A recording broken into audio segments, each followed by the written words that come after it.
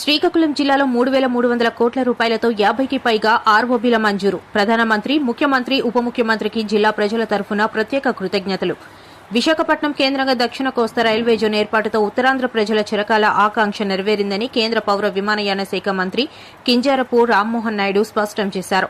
సోమవారం ఇచ్చాపురం రైల్వే స్టేషన్లో అత్యంత వైభవంగా నిర్వహించిన రైల్వే జోన్ ప్రారంభోత్సవ అధికారిక కార్యక్రమంలో కేంద్ర మంత్రి ముఖ్య అతిథిగా పాల్గొని ప్రసంగించారు. ఈ సందర్భంగా రామ్మోహన్ నాయుడు అత్యంత భావోద్వేగంతో మాట్లాడుతూ విశాఖ రైల్వే జోన్ సాధన కోసం గత 12 సంవత్సరాలుగా తాను సాగించిన సుదీర్ఘ పోరాటాన్ని గుర్తు చేసుకున్నారు.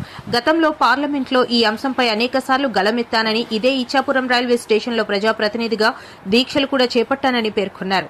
ఆనాడు ఒక సామాన్య ప్రజాప్రతినిధిగా ప్రజల పక్షాన నిలబడి పోరాడాను. ఈ రోజు కేంద్ర మంత్రిగా బాధ్యతలు నిర్వర్తిస్తున్న తరుణంలోనే ఆ కళ సాకారం కావడం, నా చేతుల మీదుగానే ఈ జోన్ ప్రారంభం కావడం నా జీవితంలో ఎప్పటికీ మరువలేని మహత్తర ఘట్టం అని హర్షం వ్యక్తం చేశారు.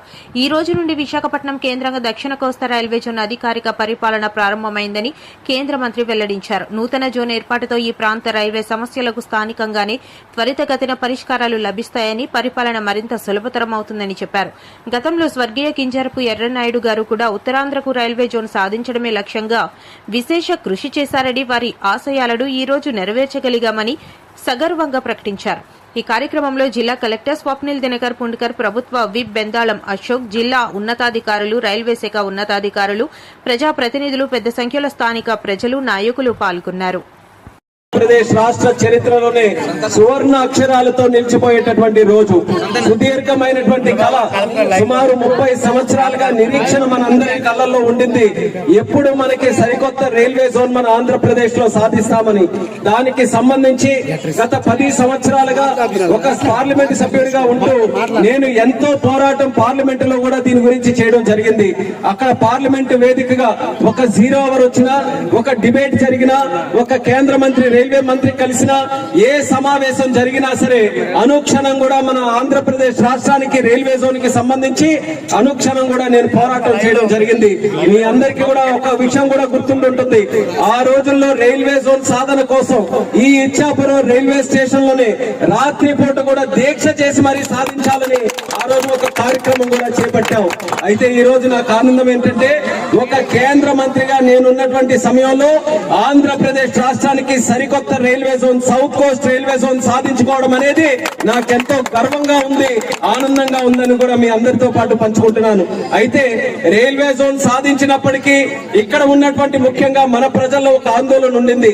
ఇది అంతా కూడా పలాస వరకు ఖుర్దా రోడ్ లో ఉన్న ఈ స్టేషన్స్ అన్ని కూడా, ఈ ఖుర్దా రోడ్ స్టేషన్లన్నీ కూడా అట్టే ఉండిపోతే, జోన్ పలాస వరకే పరిమితం అయిపోతే మేము మళ్ళీ అధోగతిలోనే ఉండిపోతామనంటే రైల్వే మంత్రి అశ్విని వైష్ణవ్ గారితో మాట్లాడి ఎట్టి పరిస్థితుల్లో ఇచ్చాపురం వరకు ఈ కొత్త railway zone, south Coast railway zone లోనే ఉండాలంటే మొన్న ఏప్రిల్ 2వ తేదీన ఒక కొత్త సర్క్యులర్ ఆర్డర్ కూడా రిలీజ్ చేసి ఇచ్చాపురం నుంచి పలాస వరకు ఉన్నటువంటి 7 ప్రధానమైనటువంటి స్టేషన్లు సౌత్ కోస్ట్ విశాఖపట్నంలో డివిజన్ లో కలపడం కూడా ఒక చరిత్ర అనేది సందర్భంగా తెలియజేసుకుంటున్నాను. ఇక్కడ ముఖ్యంగా ఉన్నటువంటి రైల్వే కుటుంబాలు, రైల్వే ఎంప్లాయీస్, వాళ్ళకి దీని తాలూకా ప్రాధాన్యత ఏంటో వాళ్ళకందరికీ కూడా తెలుస్తుంది. అక్కడ గతంలో పలాసలో ఒక సమస్య ఉన్నా, లేకపోతే ఇక్కడ ఇచ్చాపురంలో సమస్య ఉన్నా, ఈ దారి పొడవునా ఉన్నటువంటి స్టేషన్ లో ఎప్పుడు ఏ సమస్య వచ్చినా సరే మనం అందరం కూడా భువనేశ్వర్ వరకు వెళ్లేవాళ్ళం. భువనేశ్వర్ వెళ్లి అక్కడ అధికారుల దగ్గర కూర్చొని, అక్కడ డిఆర్ఎం దగ్గర కూర్చొని, అక్కడ జిఎం దగ్గర కూర్చొని వాళ్ళందరూ కూడా అనేక ప్రాధాన్యతలు వాళ్ళందరికీ కూడా ఉంటే మా ప్రాంతానికి కూడా న్యాయం చేయండి అని చెప్పి ఎన్నో సందర్భాల్లో నాయకులకి నేను తీసుకెళ్లాను, ఎమ్మెల్యే గారికి తీసుకెళ్లాను. నేను కూడా రైల్వే మీటింగుల్లో కూడా పార్టిసిపేట్ చేసేవాడిని. ఇప్పుడు అలాంటి సమస్య ఏది కూడా లేకుండా ఈ ప్రాంతంలో ఏ సమస్య ఉన్నా సరే దర్జాగా మన రాష్ట్రంలో మన డిఆర్ఎం, మన జిఎం దగ్గరే కూర్చొని మన సమస్యలన్నీ కూడా పరిష్కరించుకునే అవకాశం ఈ కొత్త రైల్వే జోన్ ద్వారా మనకి దక్కిందని కూడా తెలియజేస్తున్నాను.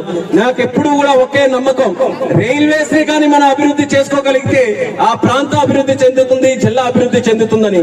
ఈ మాట ఎందుకు చెప్తున్నానంటే, గతంలో స్వర్గీయ కింజరాపు ఎర్రన్నాయుడు గారు స్టాండింగ్ కమిటీ రైల్వేకి చైర్మన్ గా ఉన్నప్పుడు మన శ్రీకాకుళం జిల్లాలో రైల్వే తాలూకా సమస్యలన్నిటి మీద కూడా దృష్టి పెట్టి ఎంతో కొంత మన దగ్గర అభివృద్ధి జరిగిందనంటే దానికి ప్రధాన కారణం స్వర్గీయ కింజరాపు ఎర్రన్నాయుడు గారు మళ్ళీ గుర్తు తెలియజేస్తున్నాను. ఆ రోజు మనకి మెయిన్ లైన్ కానివ్వచ్చు, నౌపాడ నుంచి గునుపూర్ వెళ్లే లైన్ కానివ్వచ్చు, ఈ 2 లైన్ల మీద కూడా పెద్దగా దృష్టి పెట్టి స్టాపులు తీసుకొని రావడం, కొత్త ట్రైన్స్ వేయించడం, అలాగే విశాఖ ట్రైన్ కూడా ఆ రోజు వచ్చిందనంటే ఎర్రన్నాయుడు గారి కారణమని తెలియజేస్తున్నాను. ఎర్రన్నాయుడు గారి ట్రైన్ అని చెప్పి ఒక ప్రత్యేకంగా ప్యాసింజర్ ఎక్స్ప్రెస్ కూడా ఆయన ఆధ్వర్యంలోనే ఆ రోజు మొదలు పెట్టారు. ఆ యొక్క కార్యక్రమాలన్నీ, ఆ రైల్వే ఆశయాలన్నీ ముందుకు నడిపిస్తూ గత 12 సంవత్సరాలుగా నా భుజాల మీద సమస్యలు వేసుకొని నేను కూడా పోరాటం చేశాను. ఆ పోరాటం ఫలితం వల్లే ఈ రోజు రైల్వే జోన్ కూడా మనం సాధించుకున్నాం. దాంతో పాటు మన జిల్లాలో రైల్వేస్ కి సంబంధించి ఎన్నో ప్రధానమైన కార్యక్రమాలు కూడా మనం పూర్తి చేశాం. అందులో ఒక్క ఉదాహరణ మీ అందరికీ కూడా చెప్పాలనంటే, మన పార్లమెంట్ కాన్స్టిట్యున్సీలో, శ్రీకాకుళం పార్లమెంట్ కాన్స్టిట్యున్సీలో ఏకంగా 50 పైగా ఆర్ఓబీలు మనం శాంక్షన్ చేసుకొని 3,300 కోట్ల రూపాయలతో ఆర్ఓబీలు మన జిల్లాలో, మన ప్రాంతంలో మనం చేసుకుంటున్నాం. ఏ కాన్స్టిట్యున్సీలో కూడా ఇన్ని ఆర్ఓబీలు ఎక్కడ కూడా శాంక్షన్ కాలేదు. కేవలం మన శ్రీకాకుళం పార్లమెంటులోనే 50కి పైగా ఆర్ఓబీలు శాంక్షన్ అయ్యాయి.